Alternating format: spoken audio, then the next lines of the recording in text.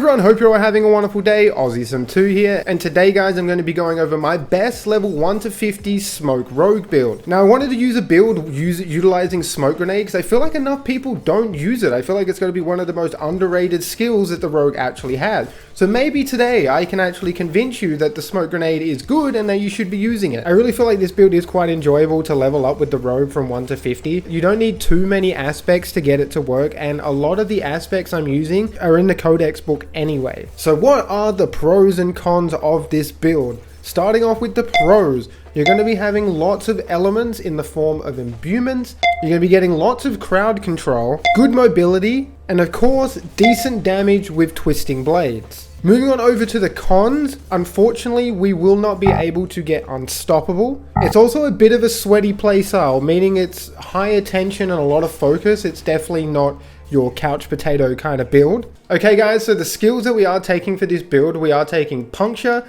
we are taking twisted blades. I know, another build with twisted blades, who would have guessed? Daring today, aren't we? But I have tried to make this build just a little bit different, I promise. We are taking dash, because dash works really well with twisting blades. We are taking smoke grenades. Smoke grenades going to help us get some CC on those big mob packs. We are also taking poison imbuement and shadow imbuement. Arguably, probably, I know, two of the strongest imbuements, but there is something I do want to try with frost and shadow. I just haven't got the aspects for it. I can't seem to get them.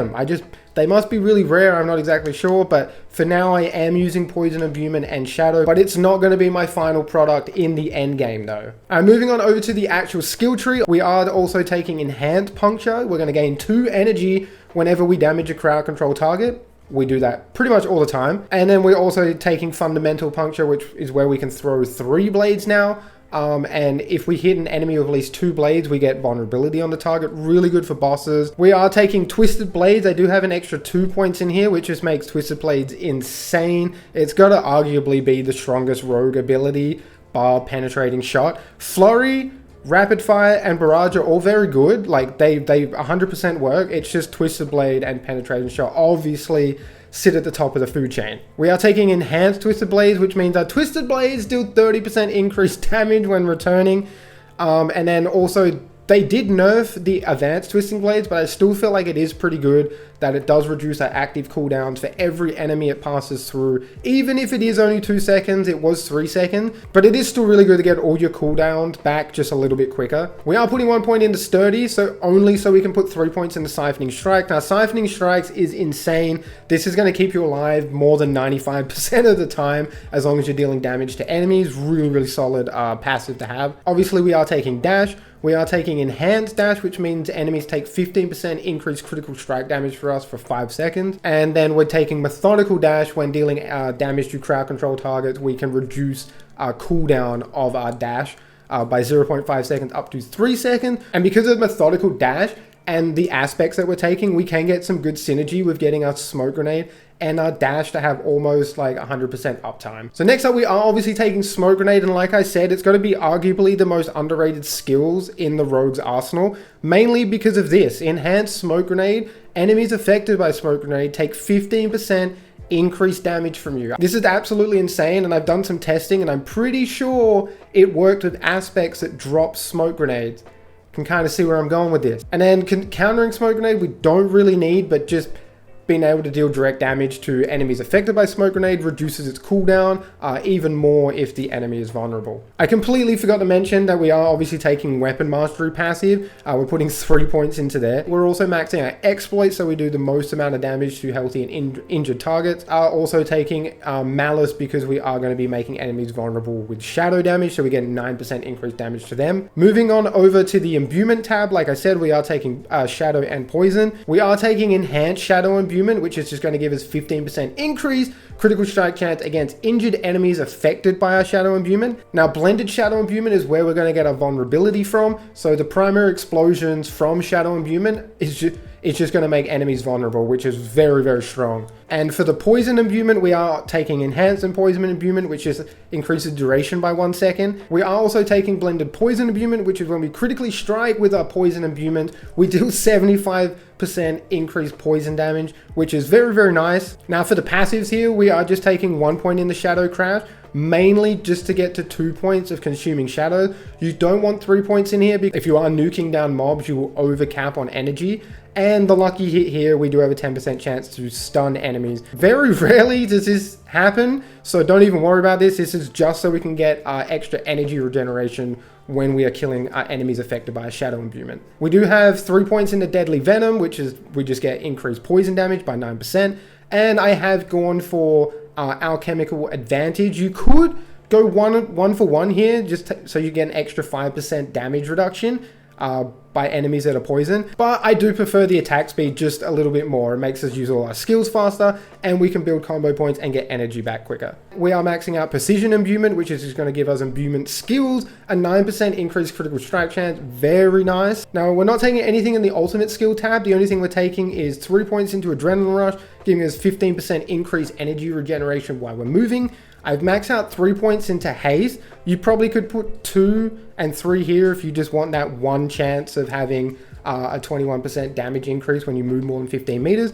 But haste is pretty decent. While above 50% maximum energy, you have 15% increased movement speed, but while you're below 15% maximum energy, you gain 15% increased attack speed. Again, very good for building combo points fast and making sure your energy is topped up so you can keep dumping Twisted Blades. Now for the key passives or the end capstone, you have a few options. Well, you have 2 options really. Momentum, really, really good. Obviously we're dazing enemies all the time and we're hitting them, so we're able to build up the momentum stacks very quickly.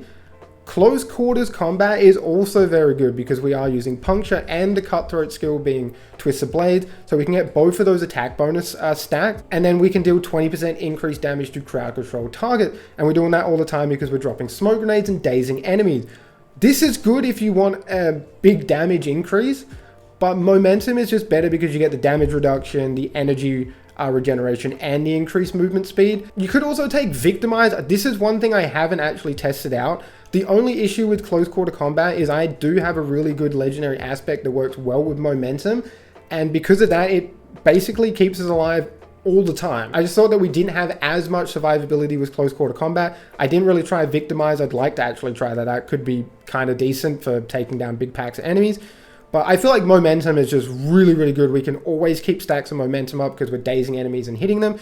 And you hit enemies from behind when you dash, when you're just moving around them with Twisted Blades and stuff. So I feel like momentum is just really, really strong. Now I have only got 55 points into my skill tree. I am missing 3 points, which are part of the renown process. So I'm just going to show you guys where I would actually put those last 3 points. I would probably go maybe 2 into concussive to give you more critical strike damage against enemies that have been knocked back or knocked down, and then put 1 point into trick attacks whenever you critically strike a dazed enemy, they are knocked down. I feel like you go vice versa, maybe 1 point into concussive and then maybe 2 points into tri attack. It's really up to you, but that's probably the route I would go with my last 3 points. And to give you a quick leveling guide summary, obviously you want to take puncture and then take all the upgrades I previously mentioned, and then you want to put 5 points in twisting blade so you have insane damage right off the rip, upgrade all that.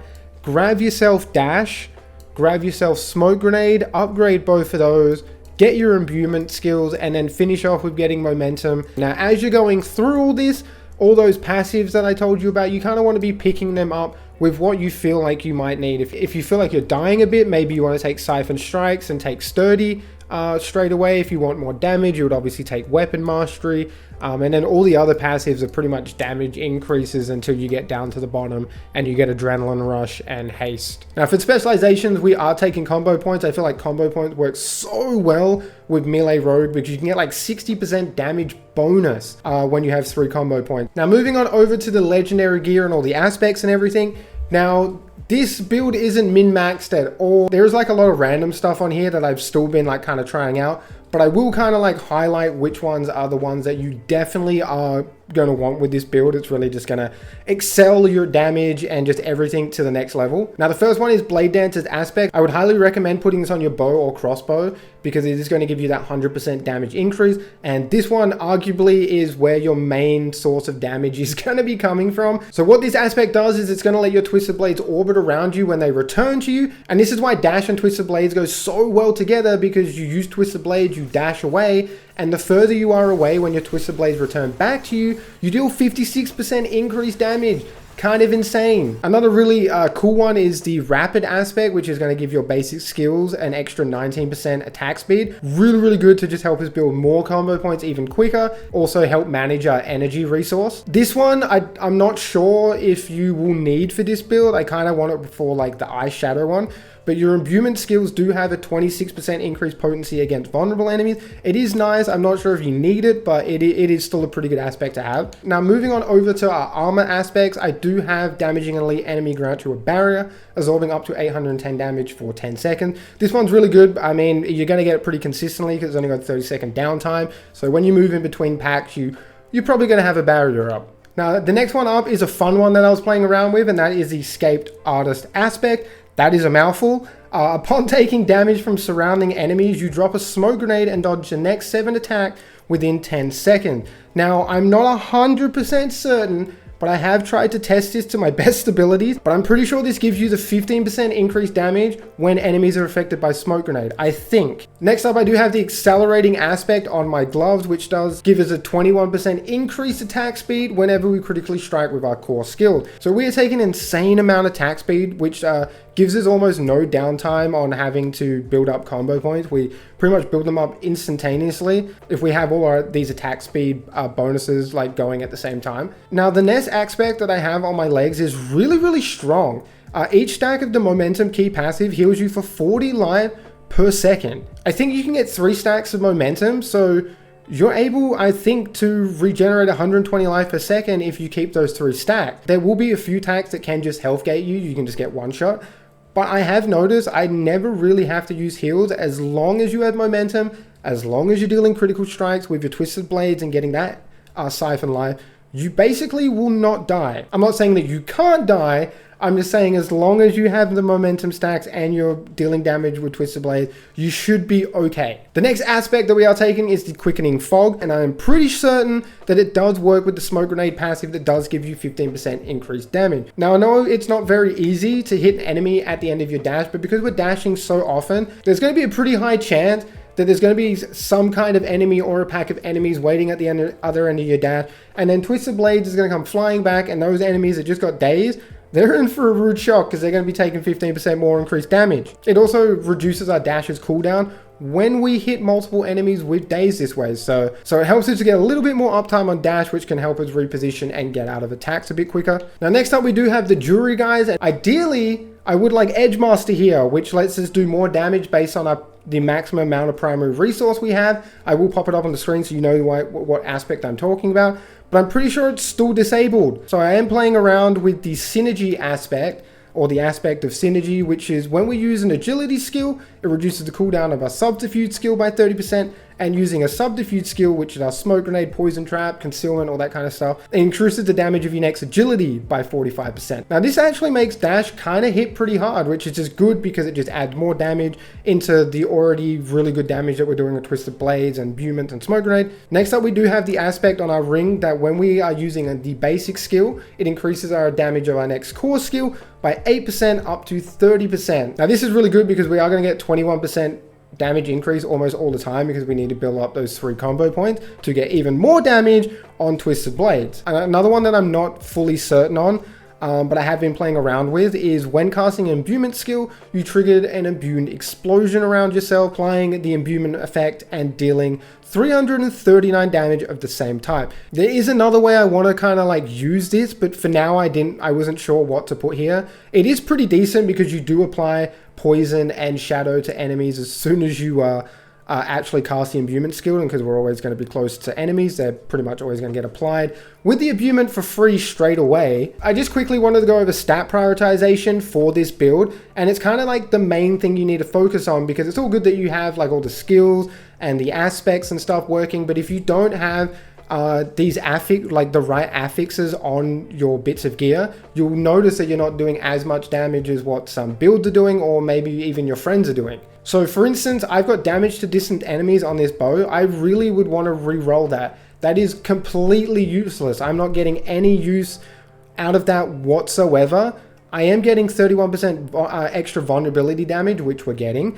Damage to close enemies, we're going to be close to enemies all the time. And damage to dazed enemies, because we're always using smoke grenade, we're always dropping smoke grenade at the end of dash. We're dropping a free one if we get damaged by enemies or surrounding enemies. So we're always dazing enemies, so that is a good one to have. Ideally, I would want just damage to crowd control enemies, because that covers everything. Core skill damage is a really good one to take. Any bonuses to like shadow and poison damage, but I kind of like wouldn't prioritize them as much. I feel like vulnerable damage, damage to close enemies, crowd controlled, damage to crowd control enemies, and also your core skill increase damage, they are all probably going to be your priorities. And then poison damage, shadow damage, and all that kind of stuff you can kind of take as well if you've got like nothing better to take. Now, when I recorded the clips for the video, I hadn't actually finished the campaign yet. I know I was too busy enjoying the side quests and trying to experience everything this game had to offer. But I would like to show this build also working on tier 3. I'll probably just show me going through like some Helltide area or something, because the enemy mobs are quite dense there and I don't have any nightmare sigils right now. I would obviously like to do an updated guide video for this build in endgame in the future, because like I said, there's a lot of aspects that I don't currently have, and I feel like I could make this a lot better and a lot cooler. And that's basically it for me, guys. I'm hoping to have more Diablo 4 content coming your way, more builds, more guides, just everything to do with Diablo 4 basically. Appreciate all the love and support as always, guys, and until next time, stay safe, peace out.